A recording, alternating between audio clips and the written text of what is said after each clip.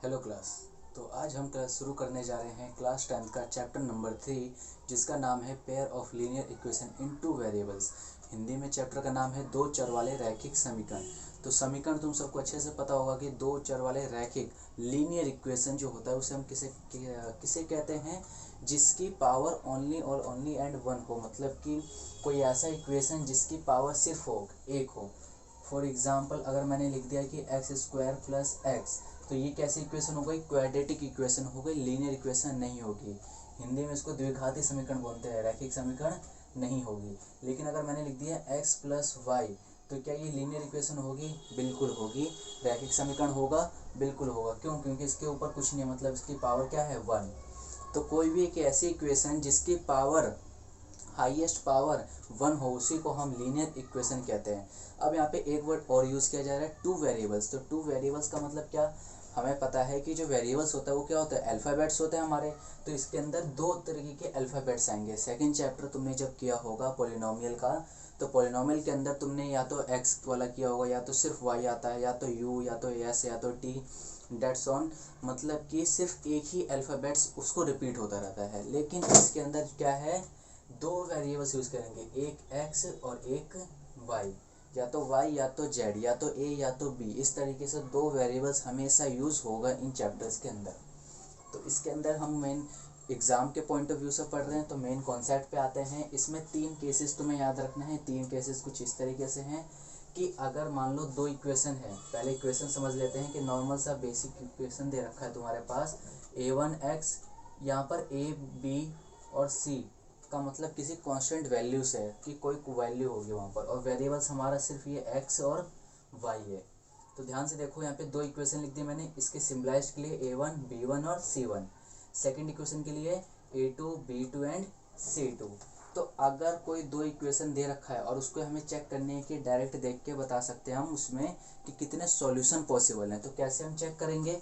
a1 upon a2 equal b1 upon b2 not equal c1 upon c2। अगर कोई दो चीज़ equal होती है और तीसरी इक्वल नहीं है, तो कैसा केस होता है हमारा? पैरेलल समांतर। ग्राफ की मदद से भी समझोगे। अगर ग्राफ हम ऐसे बनाते हैं तो समांतर रेखा किसे कहते हैं? पैरेलल लाइन किसे कहते हैं? जो कभी भी आगे जाके ना मिले, उसको हम चाहे कितना भी आगे बढ़ा दें, वो आगे जाके कभी नहीं मिलेगी। तो जब कोई लाइन अगर मिलेगी ही नहीं, तो क्या उसके सॉल्यूशन पॉसिबल हैं? सॉल्यूशन कब बनता है? जब दो लाइन आपस में एक दूसरे को इंटरसेक्ट करती, काटती है। तो कहीं कट कर रही है, टच कर रही है, नहीं कर रही, तो इसका मतलब सॉल्यूशन भी कैसा हो गया? इसका नो सॉल्यूशन हो गया। और इस चीज़ को एक और नाम से जानते हैं, इनकंसिस्टेंस। पेपर में तुम्हारे इन तीनों में से कोई सा भी नाम दे देगा और तुमसे पूछ सकता है कि find the case between this equation and if have no solution, if have inconsistence. इस तरीके से क्वेश्चंस मिल सकते हैं, तो तुम्हें उसको करना होगा।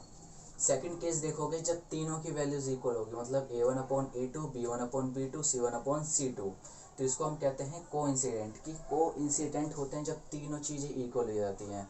और जब तीनों चीज़ें इक्वल होंगी तो कैसा? Many solution. मतलब समझोगे एक लाइन के ऊपर दूसरी लाइन, देखो एक लाइन मैंने सीधी ड्रॉ की, उसके ऊपर ऐसे जिग जैग सा बना दिया है ताकि थोड़ी सी पहचान मिल जाए। तो जब एक लाइन के ऊपर दूसरी लाइन एकदम इस तरीके से मैच हो जाएगी, तो कितने पॉइंट पे टच कर रहा है? हर एक पॉइंट पे, जितने भी इसके अंदर पॉइंट है, हर एक पॉइंट पे टच करता हुआ जा रहा है। इसका मतलब वहाँ पर क्या हो गया? मैनी सॉल्यूशन हो गया। और इसको हम क्या कहते हैं? इनकंसिस्टेंस, संगत कहते हैं। फिर तीसरी केस हमारा ऐसा जिसके अंदर दोनों चीज़ें, फर्स्ट की ही दोनों चीज़ें इक्वल नहीं है, जैसे a1 a2 b1 upon b2 not equal में है। तो इसका मतलब क्या होता है कि जो दो लाइन है आपस में एक दूसरे को क्या कर रही है? इंटरसेक्ट कर रही है। देखोगे ग्राफ हमने इस तरीके से बनाया है, यहाँ पर जो ग्राफ में दोनों लाइन एक दूसरे को क्या कर रही है? इंटरसेक्ट कर रही है एक पॉइंट पे। तो सॉल्यूशन भी कितना? यूनिक। यूनिक का मतलब क्या होता है? सिर्फ एक। और इसको हम कहते हैं कंसिस्टेंस। तो तीन केस याद रखने हैं, तीनों केस पे एक एक क्वेश्चन ले रखा है मैंने यहाँ पर एग्जाम्पल में। तुम देखोगे कैसे करते हैं इनको। फॉर एग्जाम्पल तुम्हें कुछ क्वेश्चन दे दिए, यहाँ पर के वैल्यू दे दी और कह दिया क्वेश्चन के अंदर कि it have no solution, find the value of k. कैसा सॉल्यूशन? No solution. अब देखो नो सॉल्यूशन कहाँ पर है? इस वाले के अंदर है। नो सॉल्यूशन का केस क्या होता है? दो इक्वल होता है, तीसरा इक्वल नहीं होता। तो सबसे पहले हम वैल्यूज लिखते हैं, a1 की, a2 की, b1 b2 c1 c2। यहाँ पे 3, यहाँ पे 2, यहाँ पर k, यहाँ पर 4, C1 का कितना 6 और यहाँ पर 18। मैंने पहले कहा था कि A1 B1 C1 ये सब के कांस्टेंट वैल्यू को डिनोट करती है, ठीक। अब यहाँ पर हम ये वाला केस अप्लाई करेंगे। शुरू के दोनों को कैसे रखना है, हमें इक्वल में रखना है। मतलब क्या लिख देंगे, 3/2 इक्वल k/4 नॉट इक्वल 6/18। जो चीज़ें इक्वल नहीं है उसे हमें सॉल्व करना ही नहीं है, उसको नेगलेक्ट कर दो, छोड़ दो, ठीक।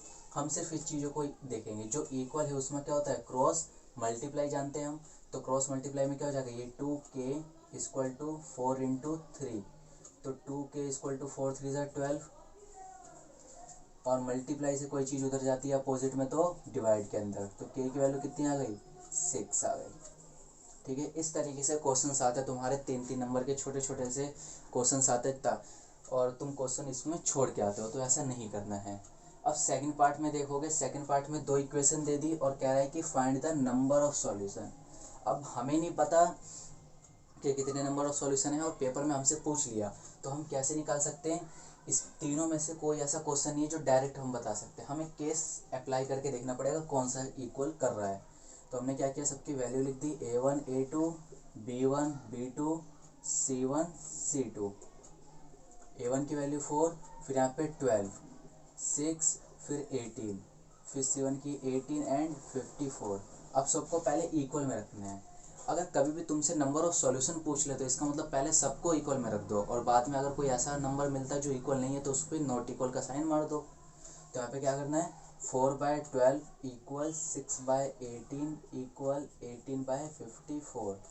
जो जितना कट सकता है उसको उतना हमें काटना होता है। तो 4 1 = 4 4 3 = 12 6 1 = 6 6 3 = 18 18 1 = 18 18 3 = 54। तो आंसर देखो हमारा किस तरीके से आया, 1/3 = 1/3 = 1/3। तो इसके अंदर कितने सॉल्यूशन पॉसिबल होंगे, देखो कोई केस मिल रहा है कि तीनों इक्वल वाले, ये रहे सामने, इसका मतलब कितने सॉल्यूशन पॉसिबल है, मैनी सॉल्यूशन। तो इसमें हम क्या लिख देंगे, मैनी सॉल्यूशन,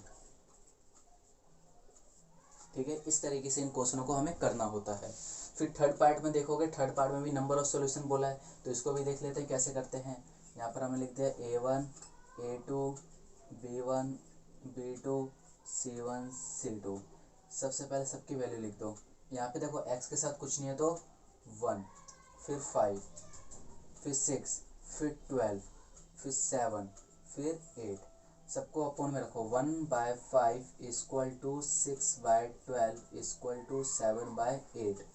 क्या देखो तीनों में से कोई भी वैल्यू इक्वल है, कोई भी नहीं है, तो यहाँ पर सिर्फ नॉट इक्वल साइन मार दो। और इसका मतलब जब स्टार्टिंग की ही चीज़ इक्वल नहीं होती तो कौन सा होता है, वो यूनिक सॉल्यूशन होता है। तो यहाँ पे क्या लिख दोगे, यूनिक सॉल्यूशन, क्लियर। तो यहाँ पे चीज़ होती है यहाँ पर यूनिक सॉल्यूशन। अब एक चीज़ और याद रखना, बच्चे क्या गलती कर देते हैं अक्सर, तुम सब क्या गलती करते होगे पेपरों में, कि यहाँ पर तुमने 1 के साथ x भी लिख दिया, 5 के साथ भी x लिख दिया, 6 के साथ y लिख दिया, 12 के साथ y लिख दिया। नहीं, ये चीज़ें तुम्हें नहीं करनी है। यहाँ पर सिर्फ हमें कोफिशिएंट लिखना होता है x और y का, मतलब कि कोफिशिएंट ऑफ वेरिएबल्स। अगर हम शॉर्ट लैंग्वेज में बोले तो कोफिशिएंट ऑफ वेरिएबल्स लिखना होता है। यहाँ पर A1 कौन है, जो x के साथ है, ना कि ये पूरी वैल्यू, सिर्फ जो x के साथ है उसको कहते हैं A1। तो x के साथ कौन है, 3 है, यहाँ पर x के साथ कौन है, 4 है, यहाँ पर कौन है, कुछ नहीं है तो 1 है। तो मतलब हमें अगर कुछ नहीं भी दे रखा तो वहाँ पर 1 होगा। ऐसा नहीं कि तुम वहाँ पर सिर्फ x ही लिख दोगे तो तुम्हारा आंसर गलत हो जाएगा, अगर तुमने x लिख दिया तो वो नहीं करना है। तुम्हें क्या करना है, इसके साथ कुछ नहीं दिख रहा तो 1 लिख दो, किसी भी नंबर के साथ कुछ नहीं दिख रहा तो 1 लिख दो। तो ये तुम्हारा बेसिक सा कॉन्सेप्ट जो 2 से 3 नंबर में पेपर में पूछ लिया जाता है, और मोस्टली क्वेश्चन आते हैं इस बेस में कि find the value of k।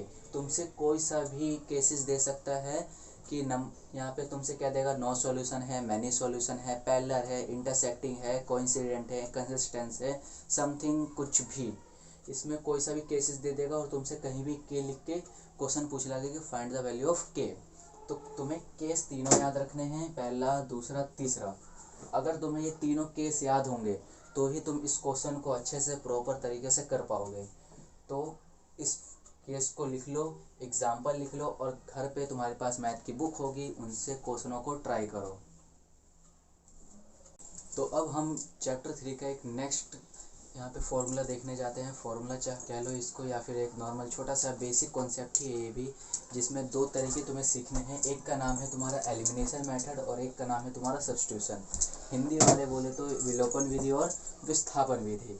तो यहाँ पर होता क्या है कि अगर हमें x की वैल्यू चाहिए, हमने जो सीखा था अभी केसेस 3 केस सीखे थे हमने, तो वो जो 3 केस थे उसका काम क्या था, ग्राफिकली मेथड से x या y की वैल्यू निकालना। हमने वो नहीं सीखा था, हमने सीखा था उसके अंदर x y की वैल्यू की मदद से वहाँ पर उसके सॉल्यूशन देख के बताना, कि हम ग्राफ की मदद से डायरेक्ट देख के ये बता सकते थे कि कितने सॉल्यूशन पॉसिबल हैं। अब यहाँ पर हम x और y की वैल्यू निकालेंगे। जो ग्राफिकल मेथड से भी x और y की वैल्यू निकलती है वो तुम्हारे सिलेबस से कट चुका है। जो न्यू एडिशन अब चल रही है ना बुक है, उसके अंदर से वो चीज़ें कट चुकी हैं। अब हम सीखेंगे एलिमिनेशन मेथड, विलोपन विधि। तो विलोपन विधि में आओगे तो दो इक्वेशन हमेशा तुम्हें गिवन रहती है। तो दो इक्वेशन के अंदर तुम्हें क्या करना होता है कि या तो x वाली या तो y वाली किसी एक चीज़ को तुम्हें पहले इक्वल करना पड़ता है। अब देखो यहाँ पर x में क्या है 3x है और यहाँ पे क्या है 6x है। इक्वल है नहीं है। यहाँ पर y के साथ 2 है, यहाँ पे y के साथ 5 है। इक्वल है नहीं है। इस वाले से मतलब नहीं है, सिर्फ तुम्हें x या y वाले से मतलब है। ठीक है, तो पहले तुम्हें कर लेना है, इस माइनस को उधर भेज दो, अपोजिट इक्वल के अपोजिट में भेज दो। यहाँ पे क्या हो जाएगा 3x प्लस 2y माइनस का जाएगा तो प्लस का 5 एंड 6x माइनस का 5y इक्वल टू प्लस का 1। ये हो गया इक्वेशन फर्स्ट और ये हो गया इक्वेशन सेकंड। अब देखो इक्वल करने के लिए अगर मेरे को y इक्वल करना है तो मैं इसमें कितने की मल्टीप्लाई करूंगा 5 की, और इसमें कितने की करनी पड़ेगी मुझे 2 की। तो दोनों में कैलकुलेशन लेंथी हो जाएगा। हमें एलिमिनेशन करने का तरीका यूज़ इसलिए करते हैं ताकि कम समय में जल्दी कैलकुलेशन कर सके। तो ये सबसे शॉर्ट मेथड होता है। अब यहाँ पे देखो अगर x वाले को देखोगे तो x वाले में यहाँ पर 6 है, यहाँ पे 3 है। तो अगर मैं सिर्फ पहले वाले इक्वेशन में 2 से मल्टीप्लाई कर दूँ तो ये भी 6 हो जाएगा, ये भी 6 है। तो कोई एक, मुझे सिर्फ एक तरफ का इक्वल करना होता है, दोनों तरफ का नहीं। मतलब कि सिर्फ मैं x वाले को इक्वल करूँगा या तो y वाले को। ऐसा नहीं कि कुछ बच्चे क्या करते हैं x में भी मल्टीप्लाई कर दी y में भी मल्टीप्लाई करते, दोनों इक्वल करके दोनों को काट दिया, आंसर उनका आ गया 0, नंबर भी मिल जाएंगे 0। तो ऐसा नहीं करना। हमें क्या करना है, हम लिख देंगे यहाँ पर multiply by 2 in equation first. Hindi में लिख देते हैं हिंदी वालों के लिए, समीकरण 1 में 2 से गुणा करने पर। तो देखो इसमें 2 से अगर मल्टीप्लाई कर दो तो यहाँ पे क्या हो जाएगा 3 2 से, इस 2 का मतलब पूरे से करना है, सिर्फ इससे नहीं। तो क्या हो जाएगा 6x 3 2 6 plus 2 2 4y equal to 2 5 10। फिर इसको ऐसे लिख दो 6x माइनस का 5y इक्वल टू 1। अब हमें क्या पता है कि साइन क्या होती है, चेंज। एलिमिनेशन के अंदर याद रखना कि कभी भी जब तुम माइनस करोगे तो साइन चेंज कर देते हैं। तो यहाँ पर अगर प्लस है तो माइनस, माइनस है तो प्लस, प्लस है तो माइनस। जो साइन ऊपर देखा है उसका अपोजिट, प्लस का माइनस, माइनस का प्लस। तो देखो ये प्लस है और ये माइनस है तो कैंसिल हो जाएगा। ये प्लस है ये भी प्लस है तो 5 और 4 कितना होता है 9 होता है, 9y हो गया ये इक्वल टू ये प्लस ये माइनस। तो 10 में से 1 गया तो कितना 9 बचेगा। y equal to 9 by multiply से कहाँ डिवाइड में, तो 9 से 9 को डिवाइड कर दो तो आंसर कितना तुम्हारा y इक्वल टू 1। तो y की वैल्यू कितनी आ गई तुम्हारी 1। अब किसकी निकालनी पड़ेगी तुम्हें, x की भी तो चाहिए। तो यहाँ पे क्या कर दोगे, लिख दोगे सबसे पहले language, put the value of y in equation. मर्जी है, या तो फर्स्ट में रख लो या तो सेकंड में रख लो। कई बार बच्चे सोचते हैं कि फर्स्ट में रखो या सेकंड में, मर्जी है भाई। एलिमिनेशन में जिस मर्जी में रख लो, फर्स्ट में रखना है फर्स्ट में रखो, सेकंड में रखना है सेकंड में रख लो, आंसर बिल्कुल सेम आने वाला है। तो मैं रखता हूँ फर्स्ट के अंदर। तो मेरा फर्स्ट इक्वेशन यहाँ पर पहले हिंदी के लिए लिख लेते हैं कि y का मान समीकरण 1 में रखने पर। तो यहाँ पे क्या हो जाएगा, देखो पहला समीकरण ये लिखना है, जो इक्वल किया ना उसको नहीं, इस वाले को लिखना है। तो यहाँ पे क्या हो जाएगा 3x plus 2y equal to 5। y की वैल्यू कितनी आई थी 1, तो यहाँ पे y की जगह क्या रख दोगे 2 into 1 equal to 5। 3x equal to 3x plus 2 1 2 equal to 5। 3x plus का जाएगा तो क्या हो जाएगा माइनस का, और 3x माइनस करके कितना 3, और यहाँ पे क्या हो जाएगा मल्टीप्लाई से डिवाइड में, तो 3 से 3 कैंसिल, तो x की वैल्यू कितनी आ गई 1। बस ये हो गया हमारा आंसर। इतना आंसर करना होता है पेपर में, बड़े मज़े से 3 नंबर लेने होते हैं, तो प्यार से करो, प्यार से नंबर मिलेंगे, टीचर हंस के देगा, ठीक है।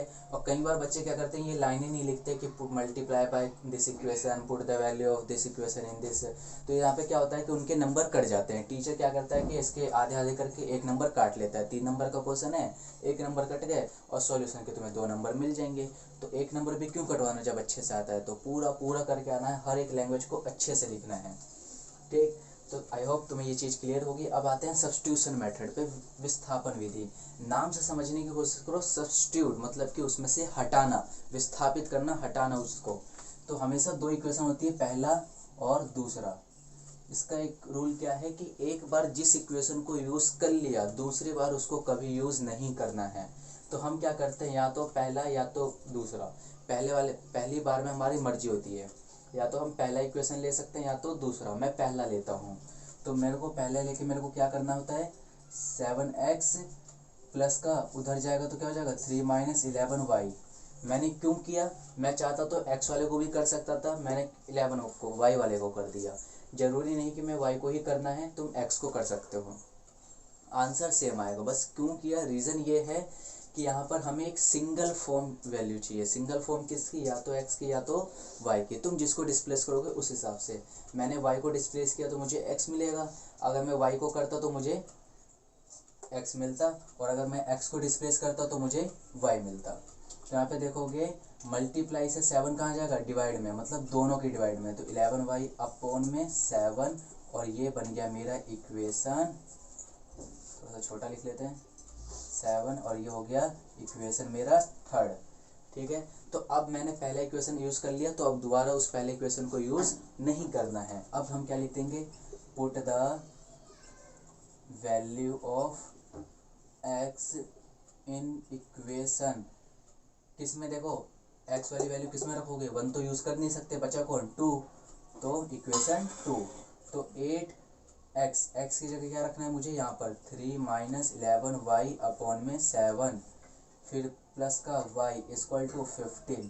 अब देखो कुछ कटेगा तो काट लेना, नहीं कटेगा तो सिंपली मल्टीप्लाई कर देना कि 8 3 से कितना होता है 24, माइनस 11 8 जा 88, y अपॉन में क्या चल रहा है 7, माइनस का y सॉरी प्लस का y इक्वल टू 15। इसके नीचे कुछ नहीं है तो 1 एलसीएम लो, क्या आ जाएगा 7, तो ऊपर वाली डिजिट तो सेम हो गई, 24 - 88y प्लस 1 से डिवाइड करोगे 7, 7 से मल्टीप्लाई करोगे तो 7y इक्वल टू कितना 15, और 24 प्लस माइनस 88 में से 7 जाएगा तो कितना बचेगा, माइनस का 81, y इक्वल टू डिवाइड से कहाँ जाएगा मल्टीप्लाई, तो 15 × 7,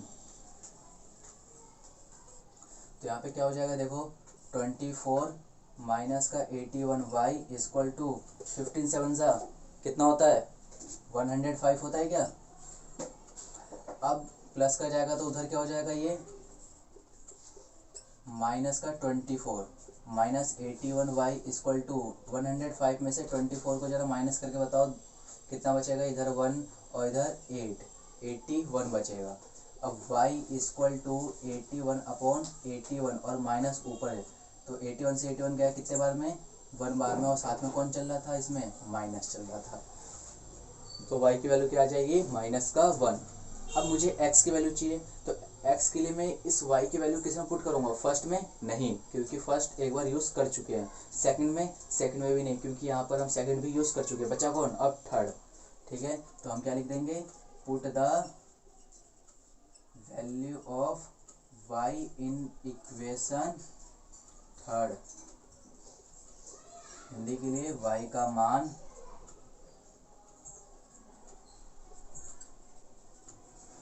समीकरण 3 में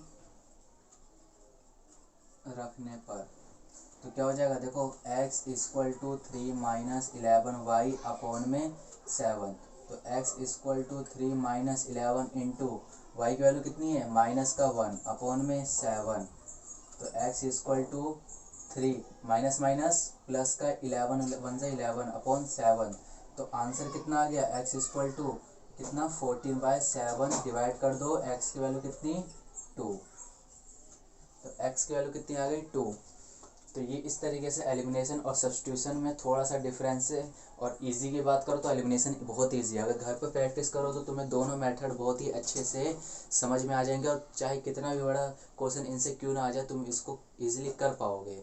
तो आई होप तुम्हें समझ में आया होगा, प्रैक्टिस करते रहो। अगर कोई डाउट हो तो कमेंट सेक्शन में तुम कमेंट कर सकते हो कि मुझे ये टॉपिक समझ में नहीं आया, तो मैं उस टॉपिक का स्पेशली एक शॉर्ट वीडियो बना के अपलोड कर दूँगा तुम्हारे लिए। Thank you.